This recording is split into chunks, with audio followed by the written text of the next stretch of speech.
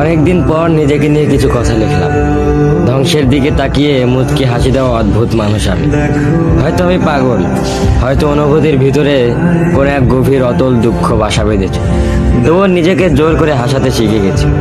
যেদিন ভেতরটা একবার ভেঙে গিয়েছিল, সেদিনও বাইরে থেকে এক চিলতে হাসি মুখে নিয়ে সবার সামনে দাঁড়িয়েছিলাম। কষ্টগুলোকে আমি বন্ধু বানিয়েছি, একাকিত্বকে আপন করে নিয়েছি। মানুষ ভাবে আমি হয়তো সুখী, শক্ত, নির্লিপ্ত, কিন্তু তারা জানে না প্রতি রাত আমার এক একটা লড়াই। নিজেকে নিজেই বুঝিয়ে রাখি তুই ভালো আছিস, অথচ আমি জানি আমি ভালো নেই। ভেঙে যাচ্ছি প্রতিদিন একটু একটু করে, আর এই ধ্বংস হওয়াটাকে যেন ভালোবেসে ফেলেছি। আমি সেই মানুষ যে হার মানার আগে হাসে, কারণ জানি কান্না দেখিয়ে লাভ নেই। পৃথিবী শুধু শক্তদের মনে রাখে, দুর্বলদের নয়।